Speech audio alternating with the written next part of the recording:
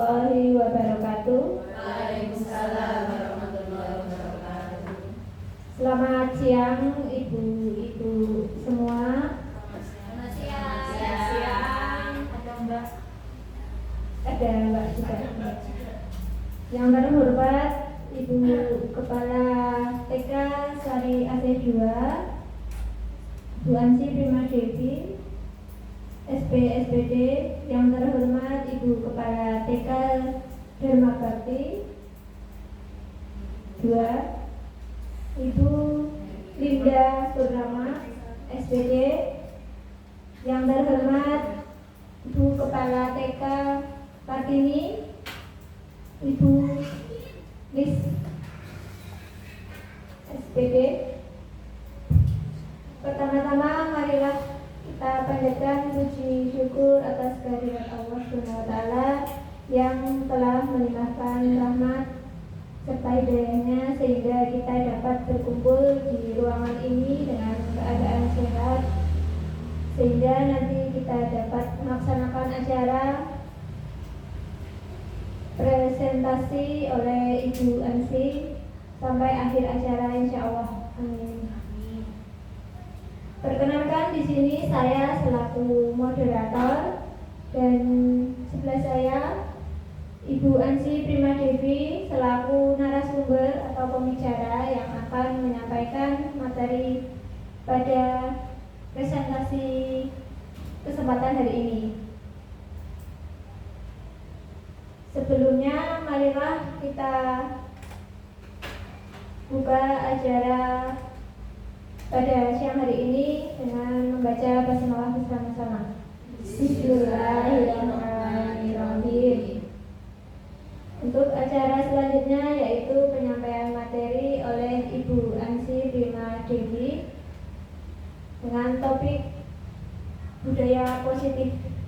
Waktu dan tempat saya persilahkan. Terima kasih Ibu Iis Yulianti. Assalamualaikum warahmatullahi wabarakatuh. Waalaikumsalam warahmatullahi wabarakatuh. Maaf, izinkan saya berdiri di sini ya, ibu-ibu semuanya. Selamat siang ibu-ibu semuanya. Bagaimana kabarnya? Alhamdulillah. Luar biasa. Ya, ibu-ibu semuanya yang terhormat, Ibu Kepala Sekolah TK Dharma Bakti 1, juga rekan-rekan guru, yang terhormat Kepala Sekolah TK Kartini, juga rekan-rekan guru dan juga rekan-rekan TK Sari Aceh 2. Terima kasih atas kedatangannya. Alhamdulillah kita bertemu dalam keadaan sehat. Kita haturkan syukur kepada Allah yang Maha Esa karena kita berkumpul dalam keadaan sehat dan bahagia. Insya Allah bahagia. Ibu-ibu semuanya, terima kasih atas kedatangannya di TK kami ini, di TK Sari Aceh 2, untuk bersama-sama kita berdiskusi mengenai salah satu topik yang akan saya angkat. Sebelumnya salam dan salawat kita haturkan kepada Nabi Muhammad SAW. Semoga kita akan mendapatkan syafaatnya di akhir zaman. Amin. Ibu-ibu yang saya hormati, ibu-ibu semuanya, saya mengaturkan terima kasih. Ibu kami undang untuk berdiskusi mengenai salah satu topik, yaitu budaya positif.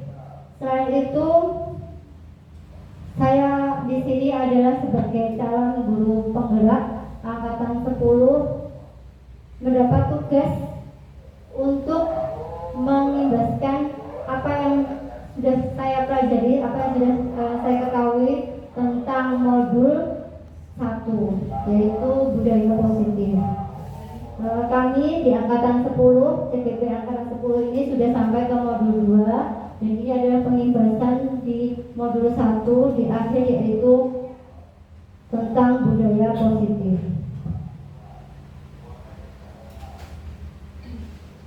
Sebelum saya mulai, ibu-ibu semuanya, ini adalah tugas yang namanya aksi nyata, yaitu saya mengimbaskan tentang teori yang saya dapatkan juga nanti saya berharap ada diskusi dengan ibu-ibu semuanya, terutama kita berbagi pengalaman kelas ibu-ibu semuanya tentang budaya positif ini supaya bisa menambah pengalaman kita. Baik, saya mulai pengimbasan budaya positif. Apakah ada terlintas apa itu budaya positif? Ada yang mau memberikan pendapat? Apa budaya positif? Apa? Ya? Budaya positif apa nih? Boleh? Budaya positif mungkin budaya kan kebiasaan positif itu baik, jadi mungkin kebiasaan baik yang dibiasakan gitu ya.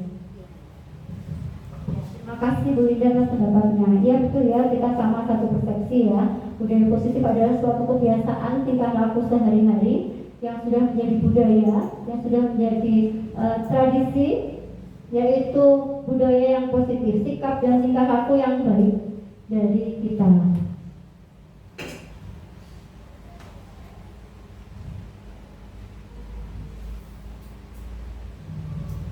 Ya, ini budaya positif. Guru sebagai orang tua di sekolah memiliki peran penting membentuk karakter anak sesuai dengan profil belajar Pancasila. Apalagi anak usia dini, anak-anak yang kita dampingi selama ini harus kita stimulus tumbuh kembangnya dengan tepat agar mereka dapat tumbuh dan berkembang secara optimal. Dan salah satu cara untuk menanamkan karakter adalah dengan camping kelas, menanamkan nilai kebajikan dan budaya positif sendiri. Definisi budaya positif itu perwujudan dari perilaku yang baik di suatu golongan atau lembaga. Kalau kita lembaga adalah lembaga sekolah. Nah, ini kita akan membahas tentang budaya positif. Di sini yang saya bahas adalah 7 budaya positif. Yang pertama, perubahan pembelajaran paradigma baru. Yang kedua, disiplin positif. 3, motivasi perilaku manusia. 4, kebutuhan dasar. 5, posisi kontrol. 6, keyakinan kelas. Dan 7, segitiga restitusi. Kita mulai dari satu persatu, yaitu perubahan paradigma belajar baru. Paradigma belajar baru yaitu pembelajaran yang berorientasi penguatan kompetensi dan pengembangan karakter yang sesuai dengan nilai-nilai Pancasila. Jadi kita tahun ini sudah memasuki tahun 2024. Tentu berbeda dengan tahun 2010 misalnya. Jadi kita pun harus bisa mengikuti paradigma belajar yang baru. Seperti filosofi Gajah Dewantoro, yaitu anak-anak tumbuh sesuai dengan kodrat zaman. Kodrat zaman ini yang dimaksud adalah sesuai dengan zamannya. Anak-anak tumbuh tentu berbeda dengan kita. Kita dulu tahun berapa kecil, dan anak-anak sekarang sudah zamannya serba teknologi, serba mudah sekali mencari informasi, dan anak-anak juga pun berkembang dengan gizi yang baik. Kemudian pembelajaran paradigma baru itu memastikan pembelajaran yang berpusat pada murid, di mana setiap murid belajar dan bermain sesuai kebutuhan dan tahap perkembangan. Ya, mungkin kita harus mengubah paradigma yang dulu. Kalau dulu anak-anak belajar lebih banyak berpusat pada guru, kalau sekarang kita harus mengajak anak-anak belajar dengan berpusat pada murid. Apakah berpusat pada murid itu? Adakah yang ingin memberikan pendapat? Monggo, yang lain. Berpusat pada murid bagaimana?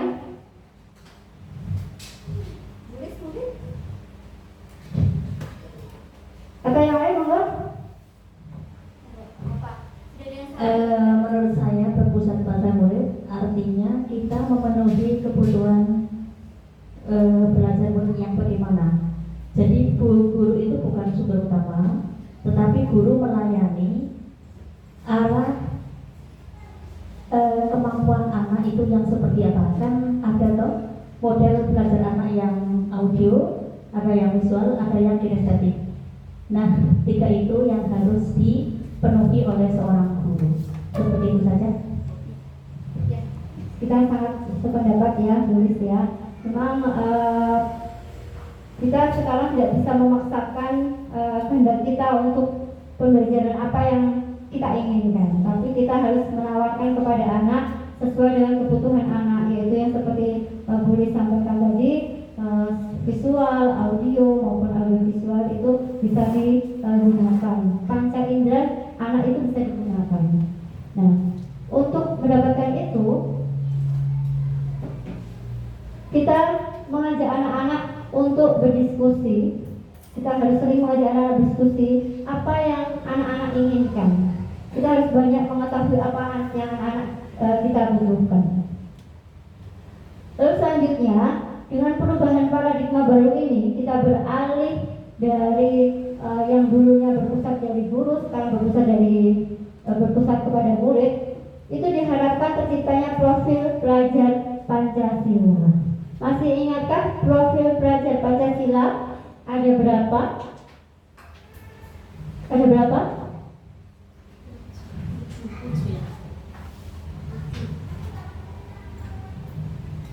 Ada berapa? 6.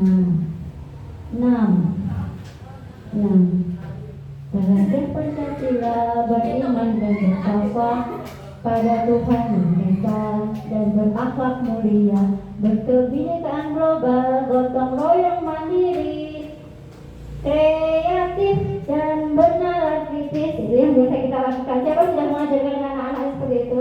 Itu bisa kita nyanyikan ya. Itu ya. Jadi profil pelajar Pancasila itu ada 6. Yang pertama adalah beriman, bertakwa kepada Tuhan Yang Maha Esa dan berakhlak mulia. Yang kedua, berkebinekaan global, bergotong royong, kreatif, benar kritis, dan mandiri. Beriman dan bertakwa sudah jelas ya, itu ada hubungannya dengan nilai agama, moral anak-anak kepada Tuhan, kepada Tuhannya, kepada Sang Penciptanya. Lalu berkebinekaan global. Berkebinekaan global itu kita harus saling mentoleransi, saling menghargai satu sama lain, baik yang di dekat kita maupun yang di sekeliling kita. Kemudian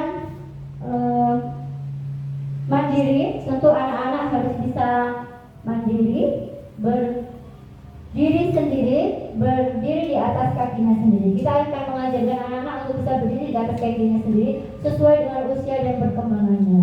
Lalu kemudian selanjutnya kreatif, tentu ini ada hubungannya dengan kognitif, juga anak-anak bisa berpikir membuat sesuatu yang baru dan juga bernalar kritis. Mari kita lihat definisinya satu-satu ya. Ya, beriman dan bertakwa, menanamkan nilai-nilai agama. Kalau mandiri anak tidak bergantung. Yang kedua, 3, gotong royong itu berupa empati, rasa peduli, serta kerjasama. Kalau di kita mungkin lebih ke di anak-anak PAUD, kita akan mempelajari tentang sosial emosional, itu masuk di gotong royong. Lalu berkebinekaan global, yang tadi saya sampaikan, yaitu menghargai perbedaan. Yang kelima, kreatif. Kreatif itu membuat sesuatu yang baru atau sesuatu yang berbeda dengan yang lainnya. Lalu yang keenam, yang terakhir bernalar kritis, yaitu berpikir dengan kritis, mungkin bisa secara kognitifnya. Baik, mari kita lanjutkan. Yang ini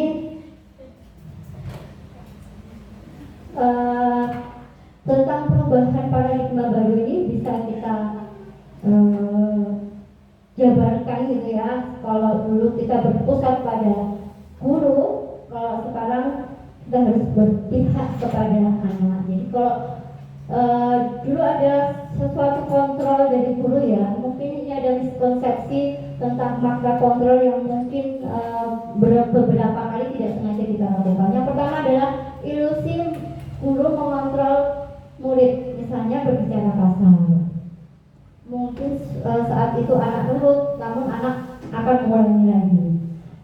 Jadi maksudnya di sini adalah apakah bu guru tidak boleh mengingatkan? Pasti boleh, tapi tidak serta-merta tanda kutip menuduh anak untuk melakukan sesuatu yang salah, gitu ya. Mungkin pendekatannya yang kurang tepat kalau kita ini nggak boleh, itu nggak boleh. Gitu.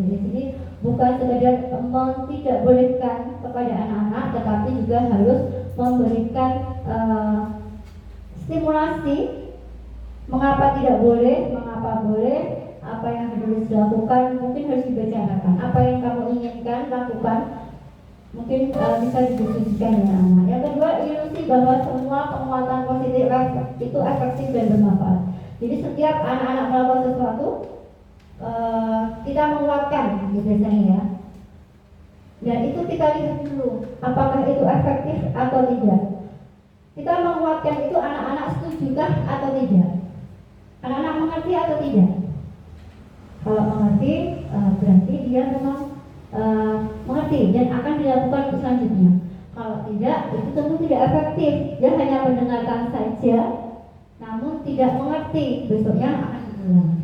Lalu ilusi bahwa kritik pada orang bersalah dapat menguatkan karakter. Seperti yang saya sampaikan tadi, jika anak misalnya mengambil barang di kelas gitu. Lalu bu gurunya bilang, "Cik, kamu ngambil, itu salah loh, Cik, kalau ngambil seperti itu." Nah, itu sesuatu yang langsung tertuju itu sebetulnya kurang baik gitu ya, bukan untuk menguatkan karakter seperti itu, justru membuat anak jadi lebih kecil hatinya. Lalu yang terakhir adalah ilusi bahwa orang dewasa memiliki hak untuk memaksa. Nah, ini yang kadang tidak sengaja kita lakukan. Jadi itu kembalikan ke tempatnya. Tadi di situ ya di situ, nggak ada alasan gitu. Jadi mungkin anak-anak diajak sebelumnya diajak diskusi, diajak membuat kesepakatan supaya bisa menjalani bersama-sama, gitu ya. Itu adalah miskonsepsi tentang makna kontrol yang selama ini kita lakukan. Selanjutnya tentang disiplin positif dan motivasi perilaku manusia. Ini kan saya dari dasar karena mengalami. Disiplin positif ini dimaknai sesuatu yang dilakukan seseorang pada orang lain untuk mendapatkan kepatuhan. Lalu kemudian kita cenderung menghubungkan disiplin dengan ketidaknyamanan. Padahal sebenarnya disiplin diri bagaimana kita mengontrol diri dan bagaimana kita menguasai diri serta merefleksikan diri kita. Kita memiliki tindakan yang mengacu pada nilai-nilai yang kita hargai agar mencapai tujuan yang diinginkan. Itu sebenarnya secara harfiah disiplin positif. Lalu apakah tujuan disiplin positif? Tujuan disiplin positif adalah kita menciptakan anak-anak yang mempunyai disiplin. Disiplin tentu disiplinnya positif, sehingga mereka dapat berperilaku mengacu pada nilai-nilai kebijakan universal dan memiliki motivasi intrinsik bukan ekstrinsik, ya. Motivasi intrinsik dan bukan sekedar ekstrinsik. Sebelum kita bahas lagi, apakah ada yang mau berpendapat apakah disiplin positif itu? Disiplin apa positif itu? Baik, pasti ya. Disiplin apa? Adakah yang mau berpendapat? Disiplin apa? Disiplin itu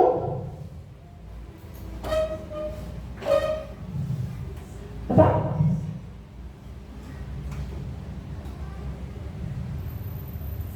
Iya, boleh lagi.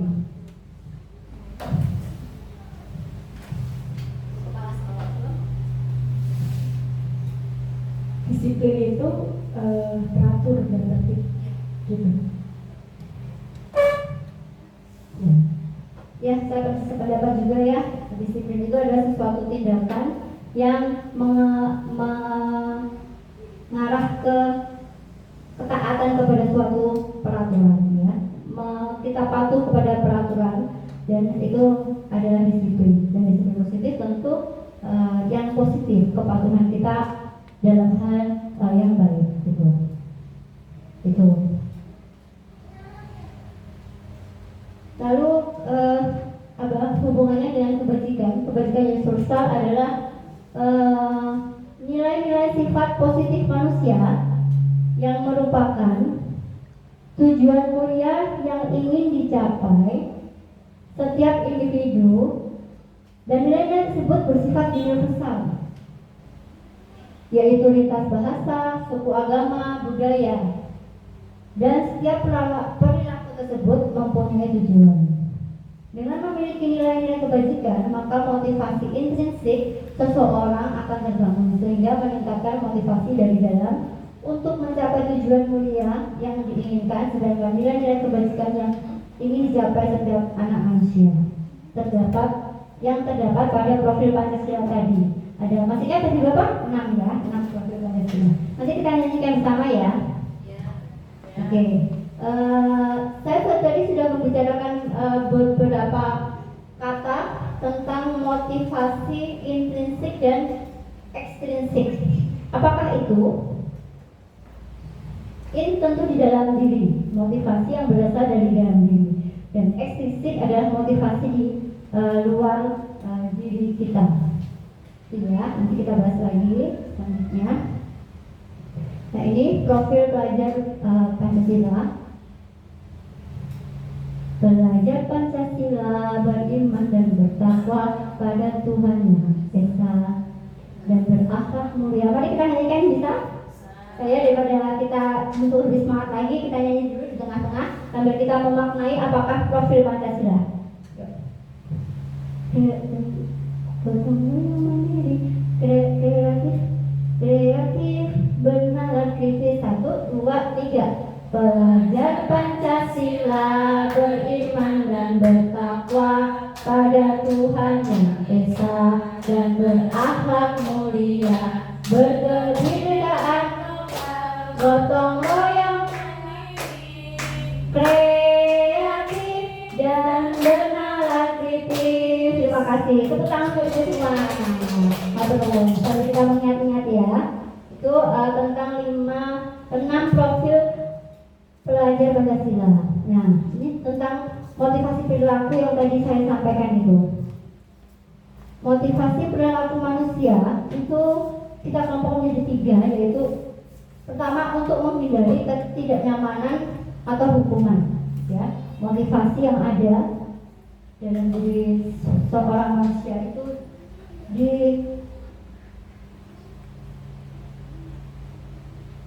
ada 3 yang dirasakan dari manusia gitu ya.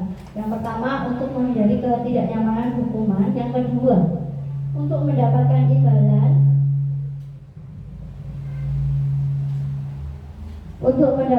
imbalan atau penghargaan dari orang lain, yang ketiga untuk menjadi orang yang mereka inginkan dan menghargai diri sendiri dengan nilai-nilai yang mereka percayai.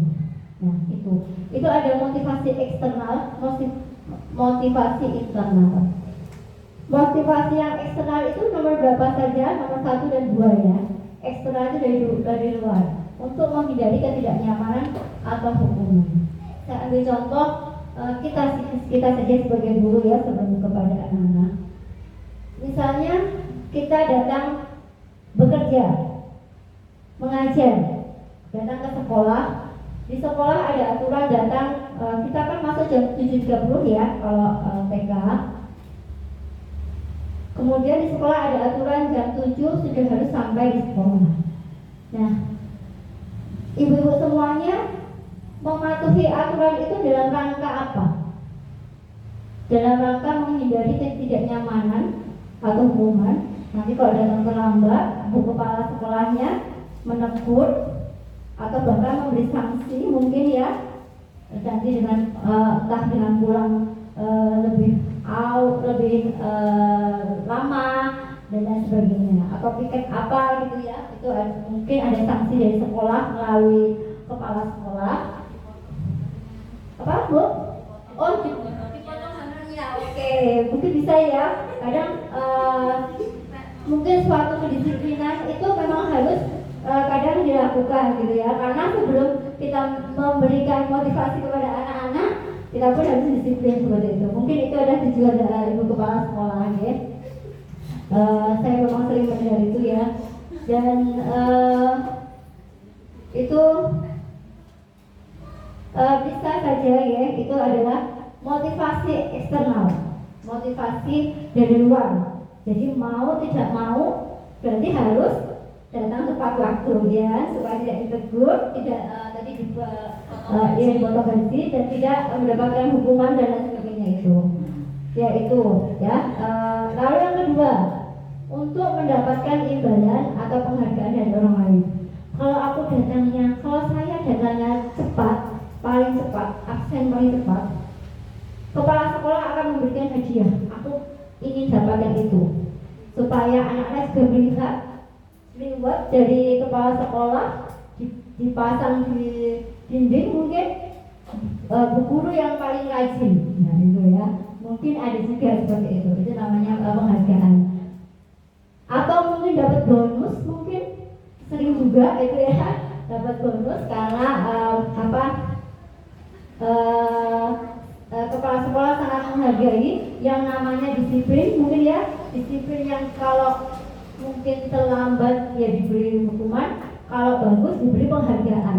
Itu mungkin bisa itu ya.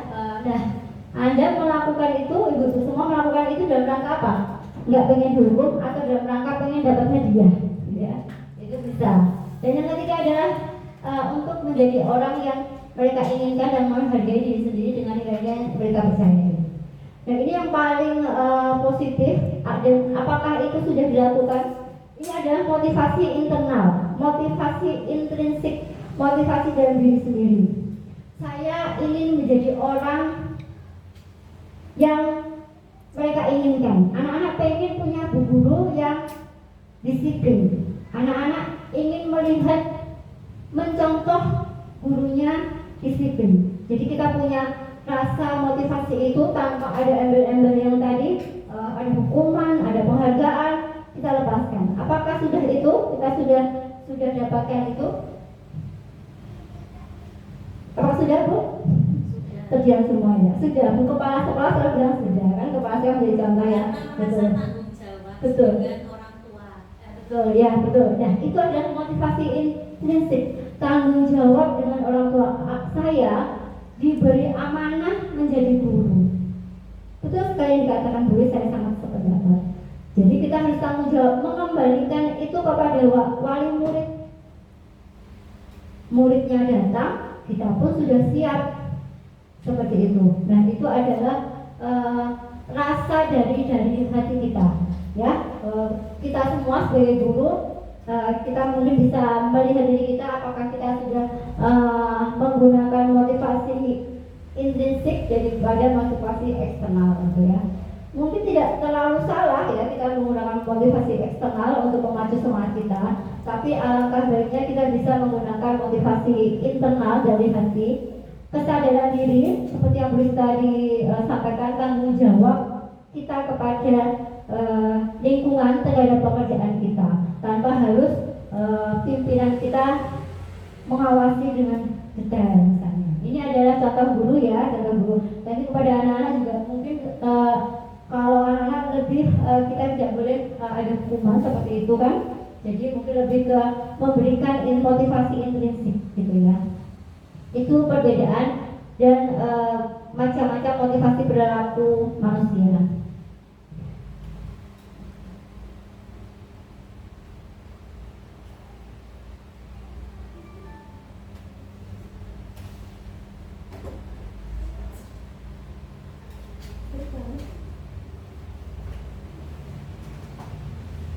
Ya, tadi sudah sampai 4, kita tidak sampai 3 ya tadi ya. Kita sampai ke 4 tentang kebutuhan dasar. Ini adalah kebutuhan dasar manusia ada 5, yaitu kebutuhan untuk bertahan hidup, ya. kita pasti ingin bisa bertahan hidup, survive dengan baik. Paling tidak kita bisa hidup. Yang kedua adalah kebutuhan kasih sayang dan rasa diterima, love belonging, kebutuhan kebebasan, freedom, kesenangan dan penguasaan.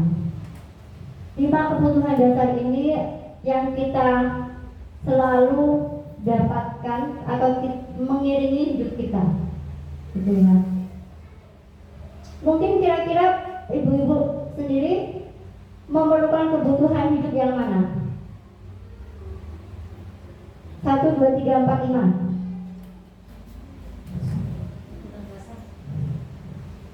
Yang mana? Semua? Ya, jelas semua ya. Iya, semua jelas ya. Karena kita bertahan hidup pasti kita butuh bertahan hidup. Kebutuhan kasih sayang pasti kita tidak bisa hidup sendiri. Bahkan kita juga mengajak anak-anak untuk saling menyayangi. Kita juga minta tanda kutip ya untuk disayangi anak-anak atau paling tidak kita sama-sama menyayangi. Disayangi suami, disayangi anak-anak kita, saudara kita, orang tua kita, itu pasti. Kebutuhan kebebasan. Apakah perlu kebutuhan kebebasan? Perlu ya, kebebasan yang terarah itu perlu. Jadi kita bebas untuk berpikir tapi terarah, bebas mengeluarkan berpendapat tapi sopan, santun dan terarah, gitu ya. Kebebasan itu perlu. Lalu kesenangan, jelas ya. Hidup kita itu harus merasakan senang, bahagia. Kalau di dalam cara berpenggerak ini kita selalu mengatakan pembelajaran dan kegiatan kita harus yang pertama adalah selamat dan bahagia. Kita harus selamat dulu, yang kedua bahagia supaya kita bisa menjalani semua ini dengan baik, gitu ya. Itu kesenangan sudah pasti. Penguasaan, nah ini apakah perlu? Penguasaan perlu ya. Kita harus menguasai sesuatu hal yang bisa menjadi pegangan hidup kita, apapun itu, sekecil apapun. Penguasaan itu harus kita pegang. Kita harus menguasai hal yang sesuai dengan kebutuhan hidup kita, gitu ya. Itu tentang kebutuhan dasar. Lalu yang kelima tadi posisi kontrol. Nah, ini posisi kontrol kita sebagai guru ada 5. Monggo diperhatikan penghukum. Apakah kita jadi penghukum? Mari kita ingat kepada putra putri didik kita, peserta didik kita, murid kita. Apakah kita membuat rasa bersalah? Apakah kita menjadi teman, pemantau, atau manajer? Penghukum, jelas ya. Kita seperti apa contohnya? Ada anak misalnya melakukan sesuatu kesalahan dan kita mengarahkan, lalu kita memberikan hukuman misalnya. Berarti kamu misalnya anak-anak ambil satu contoh, misalnya saat bermain bertengkar, itu lalu kemudian kita datang melerai lalu menghukum. Loh, kamu kan salah deh, ayo ini harus berarti kamu harus minta maaf, harus mengembalikan lagi yang telah berantakan dan lain sebagainya tanpa kita berdiskusi. Itu namanya penghukum. Dan sudah selesai, anak melakukan itu tanpa kita ajak bicara. Itu namanya penghukum. Lalu pembuat rasa bersalah. Jadi kita menanyakan tapi tidak sengaja itu membuat hati anak bersalah, ya. Oh iya, aku salah sekali seperti ini. Aku jadi dimarahi ibu guru misalnya. Itu pembuat teman. Nah ini, apakah teman itu bisa jadi kita berikan kepada anak-anak, ya? Bisa saja, tapi kita juga tetap harus memposisikan kita adalah guru yang memberikan stimulasi untuk anak-anak, gitu. Lalu pemantau yang kita hanya melihat dan anak-anak melakukan sendiri tanpa kita beri kekuatan positif. Lalu terakhir, manajer. Manajer ini dilakukan semuanya. Dia sebagai pemantau, dia sebagai teman, dia memberikan kesempatan untuk berdiskusi, memberikan kesempatan anak untuk bisa menyampaikan keadaannya, pendapatnya. Nah itu adalah sebagai manajer. Lalu yang keenam, nah ini keyakinan kelas. Yang keenam adalah keyakinan kelas. Nah, keyakinan kelas ini adalah suatu kesepakatan yang dibuat bersama untuk dapat ditaati dan dilaksanakan bersama-sama. Apakah ibu guru semua sudah membuat kesepakatan kelas? Kesepakatan kelas dan juga ada yang namanya, apakah yang seiring dengan kesepakatan kelas kalau di sekolah? Adakah guru yang bisa menyampaikan pendapat?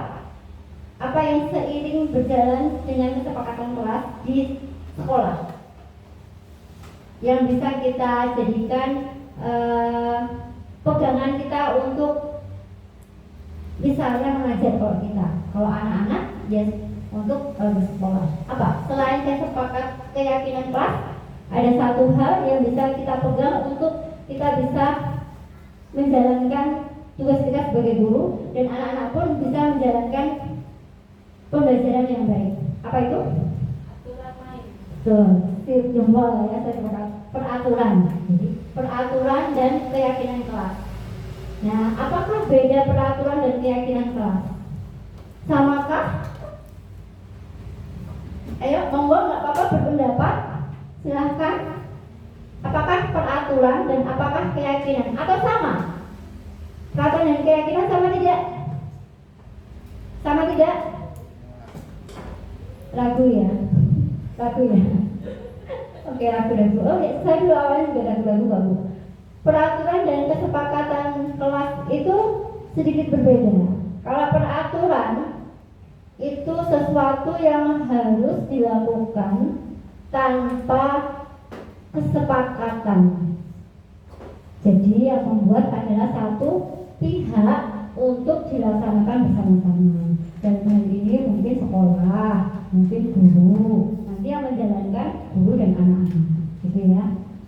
Lalu kemudian yang keyakinan kelas itu apa?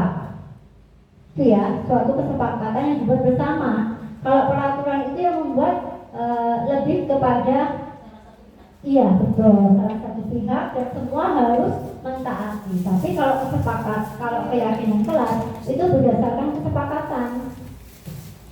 Jadi kita mengajak anak-anak untuk berdiskusi tentang kesepakatan kita di dalam kelas. Bisa menyebutkan apa salah satu contoh kesepakatan kelas atau keyakinan kelas? Nih, apa? Bu Lasri? Kalau selesai bermain, mainan dikembalikan. Ya, saya sependapat karena seperti itu. Kalau selesai bermain, mainannya dikembalikan. Ya, saya sependapat Bu Lasri itu di kelas juga ada ya. Ya, tuh kalau selesai bermain dikembalikan. Membuang sampah pada tempatnya. Saat temannya berbicara di depan kelas, yang lain mendengarkan. Guru atau temannya di kelas, yang lain mendengarkan, dan lain sebagainya. Itu adalah kesepakatan kelas. Kalau peraturan, mungkin hampir sama seperti itu. Peraturan Dibuat salah satu pihak, misalnya tentang aturan pakai seragam. ya, oke. Asal itu gimana? Ya, aturan pakai seragam. Ya, harus memakai seragam. Ya, betul, harus memakai seragam. Mungkin sedikit yang jelas, mungkin bisa itu ya, sedikit yang bisa menonjol perbedaan peraturan dan keyakinan kelas. Kalau peraturan itu boleh menggunakan kata negatif, misalnya tidak boleh membuang sampah sembarangan. Itu pasti saya yang buat tidak boleh melakukan. Ayo yang lain ikuti saya. Jadi ya, itu peraturan. Tidak boleh misalnya tidak boleh minum di kelas misalnya. Tidak boleh makan di kelas saat belajar misalnya dan lain sebagainya. Itu adalah peraturan. Jadi dengan kata-kata yang kalimat-kalimat yang negatif itu ada peraturan. Dan peraturan itu bisa jadi keyakinan kelas. Kita bicarakan dengan anak-anak dan kita membuat dengan kata yang positif. Jadi kata negatifnya dipositif, kalimat negatifnya dipositifkan. Misalnya tadi membuang sampah pada tempatnya, gitu ya. Itu adalah keyakinan kelas. Nah, ini yang terakhir yang paling banyak dan bisa kita bicarakan paling besar, gitu ya, adalah tentang hukuman, konsekuensi dan restitusi. Hukuman, konsekuensi. Di sini ada, saya bicarakan dulu tentang hukuman dan konsekuensi restitusi. Apa perbedaan hukuman dan konsekuensi? Hukuman adalah sesuatu yang menyakitkan dan harus terjadi, ya. Kemudian hukuman tidak ada kesepakatan. Lalu konsekuensi adalah pengaruh dari sesuatu yang terjadi yang sebelumnya ada kesepakatan bersama. Itu adalah konsekuensi dan hukuman. Apakah setiap hukuman atau konsekuensi ada dampaknya? Pasti ada dampaknya, ya. Hukuman berdampak dapat berpengaruh kepada anak sampai dewasa.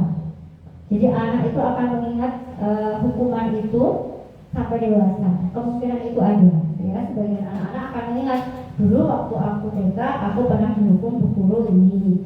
Dulu waktu aku TK pernah dihukum bu guru ini, ya. Anak-anak akan ingat. Lalu sedangkan konsekuensi itu adalah yang sebelumnya terjadi kesepakatan.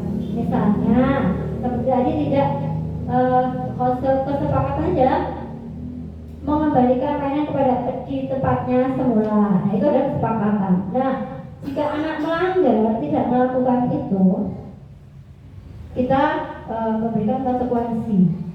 Misalnya, Dek, kenapa tidak dikembalikan dan sebagainya, kita tanya. Kemudian lalu apa yang harus kamu lakukan setelah ini, dan anak akan mengembalikan kepada tempatnya.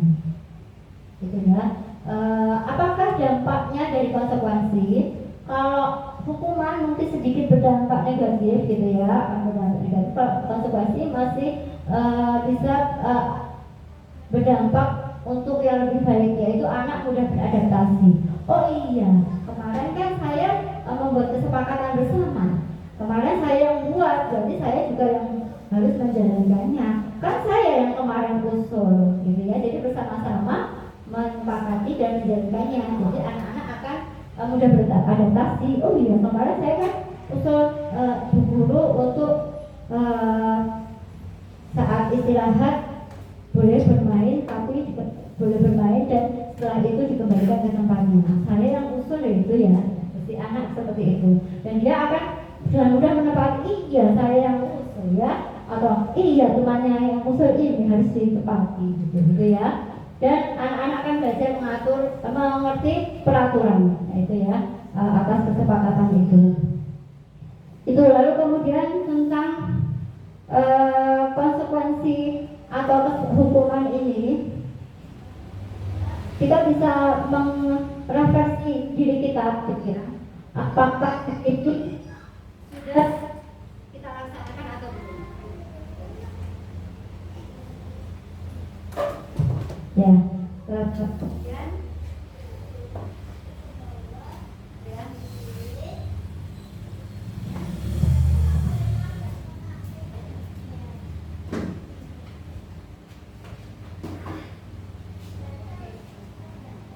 Terdengar suara saya, Bu? Dengar, ya. Biasa lanjutkan sambil ada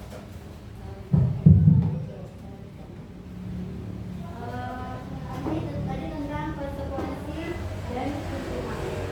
Mari kita merefleksikan kita, apakah kita memberi hukuman atau memberikan konsekuensi? Lebih baik yang mana? Itu ada tingkatannya, ada hukuman, konsekuensi, dan restitusi. Kita belum sampai restitusi, ya. Apakah ada yang mengetahui apakah restitusi itu?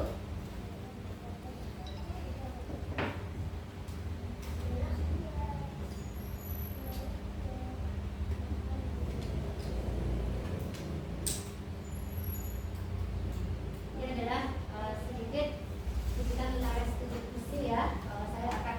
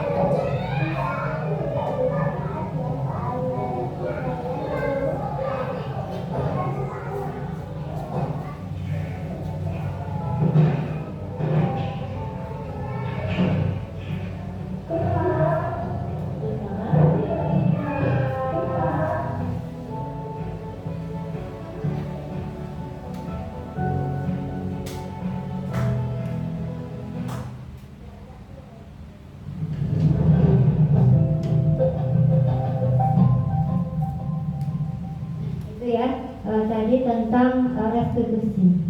Jadi restitusi itu ada langkah-langkahnya. Ternyata saat kita menstimulasi anak itu tidak bisa langsung serta-merta kita damaikan, gitu ya. Kita damaikan, kita ambil anak ini misalnya contohnya dalam ini ya, ada anak bertengkar, kita ambil, kita damaikan berdua bersama, ternyata itu kurang efektif, ya. Jadi pendekatan dari hati ke hati itu jauh lebih efektif. Saya ulas kembali sedikit tentang ini ya, apakah yang namanya restitusi. Ya, restitusi adalah proses menciptakan kondisi bagi murid untuk memperbaiki kesalahan mereka sehingga mereka bisa kembali pada kelompok mereka dengan karakter yang lebih kuat. Jadi si anak tidak sekedar merasa bersalah, tapi anak menjadi yakin, oh berarti aku harus melakukan sesuatu, gitu ya. Kemudian restitusi merupakan suatu proses dialog yang dijalankan guru atau orang tua agar dapat menghasilkan murid yang mandiri dan bertanggung jawab, ya. Jadi dia diajak berpikir. Nah, sebelum ada restitusi, makanya tadi perlu ada apa? Sebelum ada restitusi, sebelum kita merestitusi, di kelas punya apa? Ya, terima kasih Bu Linda. Harus punya kesepakatan kelas, ya. Jadi saat anak itu mempunyai dalam kondisi sesuatu yang tidak nyaman, dia akan kembali ke kesepakatan kelas yang telah dibuat bersama-sama. Kemudian ini ada namanya segitiga restitusi.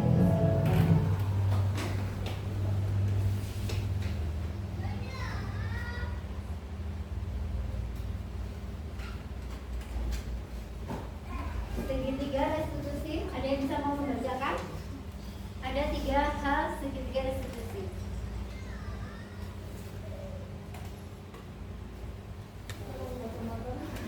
Silakan, ada yang mau membacakan segitiga restitusi? Langsung enggak kan? Langsung ada itu.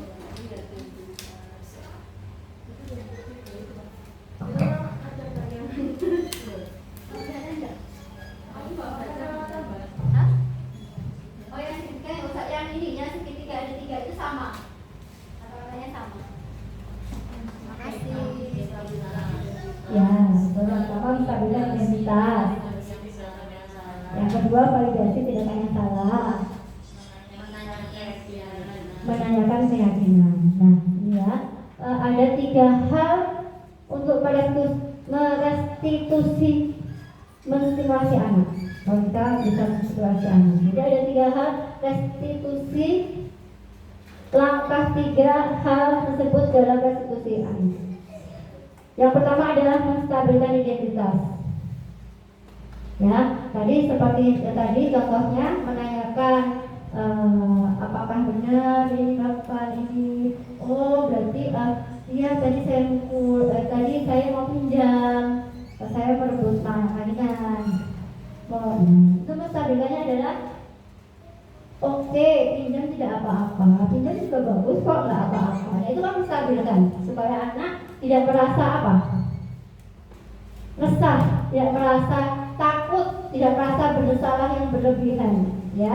Anak-anak tetap berada dalam keadaan nyaman untuk bisa mengerti apa yang telah dilakukan, gitu ya. Akan dengan sendirinya merasa, oh yang tadi saya lakukan itu membuat teman saya tidak nyaman, tidak senang dan lain sebagainya. Lalu kedua, memvalidasi tindakan yang salah. Nah, yang itu mungkin memang tidak baik, ya. Jadi apa yang harus dilakukan? Nah itu ya. Kemudian yang ketiga adalah menanyakan keyakinan. Tadi di dalam video masih ingat keyakinannya apa? Masih bisa dibaca tadi keyakinannya? Kalau meminjam harus minta izin. Jadi juga ada kan ya? Meminjam harus minta izin, salah satunya itu. Nah itu kita keyakinan.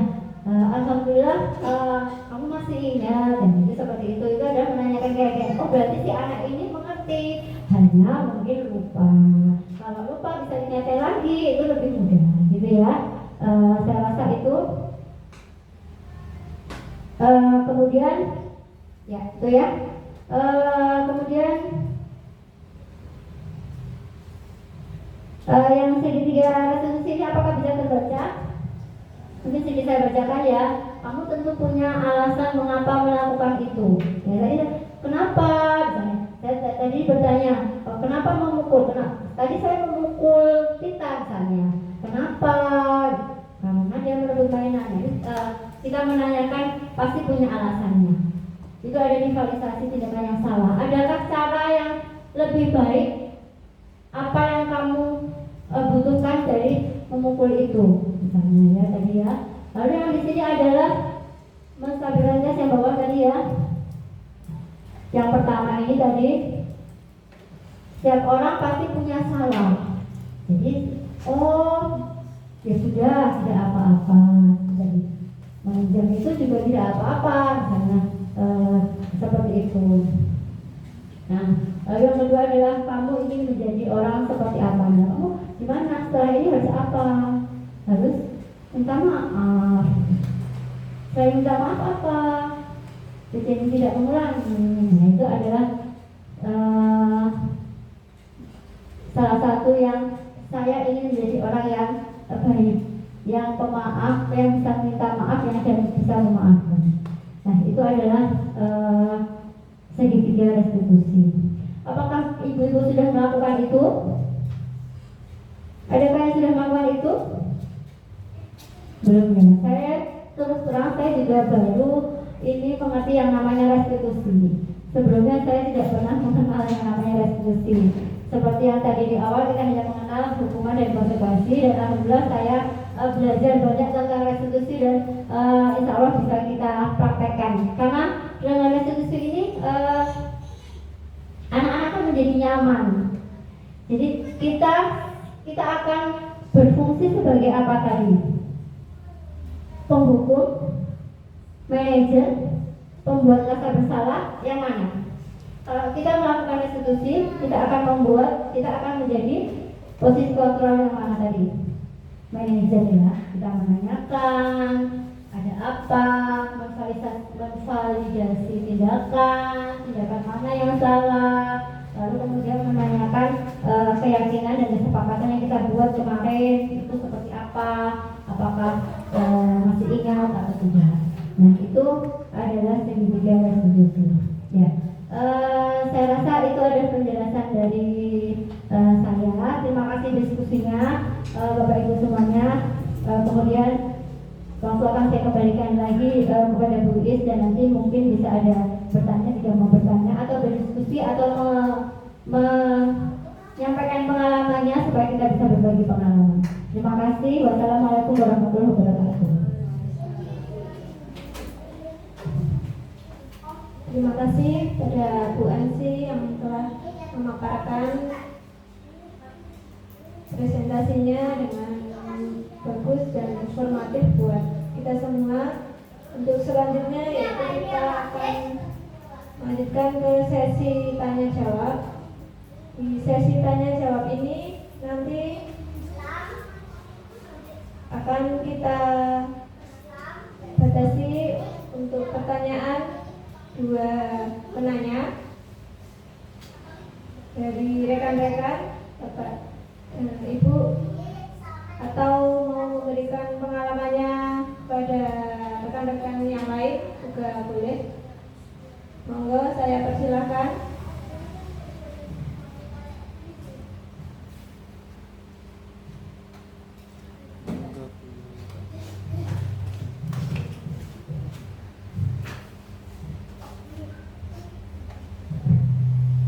Assalamualaikum warahmatullahi wabarakatuh. Saya mau bertanya Bu Ansi, untuk restitusi ini jika ya 2 orang atas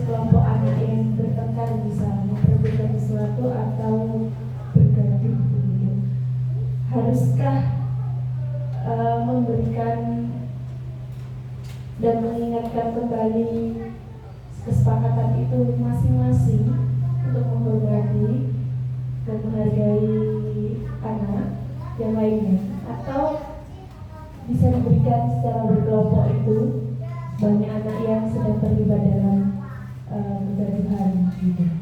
Terima kasih. Nah, terima kasih Bu Linda. Izin menjawab ya Bu Iris ya. Sebelum ke pertanyaan kedua, saya menjawab dulu pertanyaan atau sharing dari Bu Linda tadi ya. Jika ini yang saya berikan contoh memang hanya berdua ya, itu lebih mudah. Nah, kalau bersama-sama baru bermain kelompok, bekerja sama, berkolaborasi bersama-sama anak-anak, terus pertengkaran antara beberapa anak, lalu bagaimana? Nah, dari restitusi segitiga restitusi ini kita memang lebih menunjukkan untuk bersama-sama kita melihat dulu secara psikologi anak. Jadi ada anak yang memang gampang ciut hatinya saat kita bersama-sama mengingatkan. Apalagi mohon maaf kalau sampai menunjuk mbak ini, nah itu bukan restitusi. Karena restitusi itu kita harus mengingatkan si anak apa yang dia lakukan, apa yang dia harus lakukan, dan apa yang telah kita sepakati bersama-sama. Itu harus diingatkan, itu harus supaya itu efektif dan baik dari misalnya dari 5 anak gitu ya. Jadi 5 anak itu yang mengerti kesepakatan itu yang mana. Jadi mungkin memang harus ditanyakan satu-satu. Kalaupun bersama-sama mungkin tidak apa-apa. Tapi kita lihat juga psikologi anak, apakah anak ini mampu meredam emosinya atau sosial emosionalnya. Kalau dia kita dudukkan bersama-sama, bukan satu persatu. Kalau saya tadi persatu karena apa? Karena dalam posisi di situ ya adegannya itu posisi bertengkar, ya masih sama-sama marah.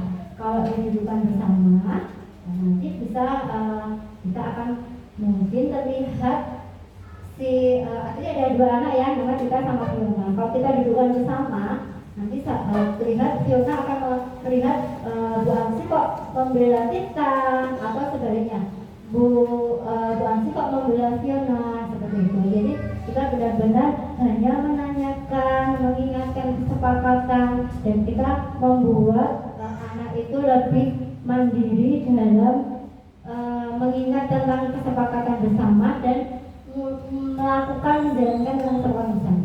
Nah, kalau untuk bersama-sama, ini menurut pendapat saya pribadi, karena selama ini restitusi adalah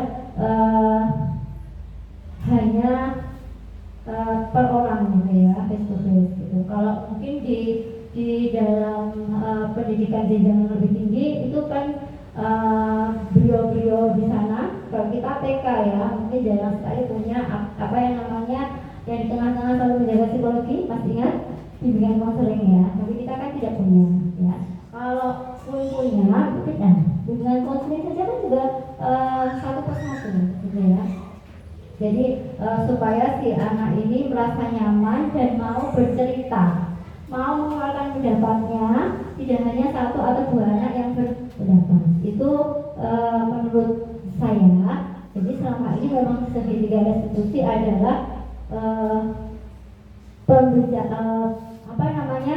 kita dari hati ke hati kepada anak yang mempunyai suatu masalah atau dalam kondisi yang tidak nyaman, seperti itu. Jadi tidak sekedar masalah ya, mungkin dalam keadaan kondisi yang tidak nyaman. Yang saya contohkan mungkin masalah.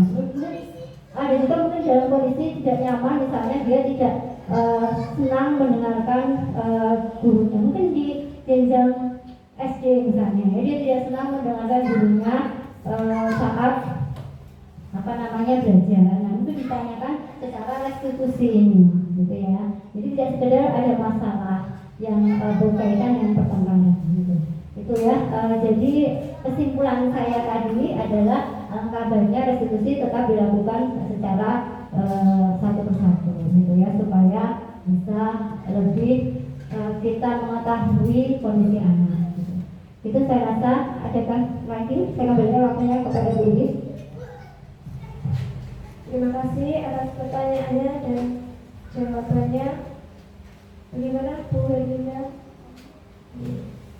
Untuk pertanyaan kedua, monggo siapa yang mau bertanya, kami persilakan.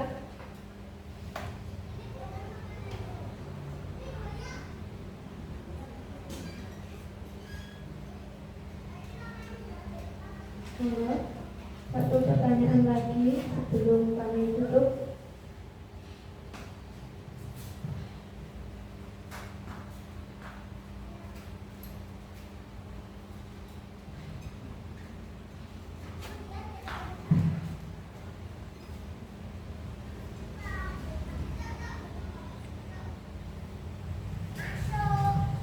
Monggo satu lagi kalau ada. Kalau tidak ada, bisa bertukar pengalaman. Pernahkah menjalankan seperti restitusi ini terutama, atau yang lain sebelumnya, misalnya tentang posisi kontrol, boleh. Bolehkah saya bertanya, apakah pernah Bapak, Ibu-ibu semuanya menjalankan restitusi ini? Kalau saya terus terang memang belum pernah ya, tapi kalau dari ke hati memang sudah pernah, tapi saya lebih cenderung mendudukkan bersama berdua. Setelah saya tahu yang namanya restitusi, baru saya menggunakan cara ini, dan itu sangat efektif. Apakah ada yang pernah menggunakan restitusi? Belum ya, itu ilmu baru buat kita ya. Ya, silakan nanti diterapkan. Monggo Bu Iis. Baik, kalau tidak ada pertanyaan kedua, untuk presentasi pada kesempatan kali ini akan kami akhiri. Sebelum kami mengakhiri presentasi kami, izinkan saya menyampaikan apresiasi terhadap partisipasi dari teman-teman. Terima kasih atas pertanyaan dan pemikiran yang sangat berharga. Terima kasih juga untuk waktunya yang bersedia meluangkan waktunya untuk hadir. Apabila ada salah maupun ucapan dari saya selaku moderator dan narasumber, kami mengucapkan mohon maaf yang setulus-tulusnya. Kami akhiri cukup sekian. Terima kasih. Wassalamualaikum warahmatullahi wabarakatuh.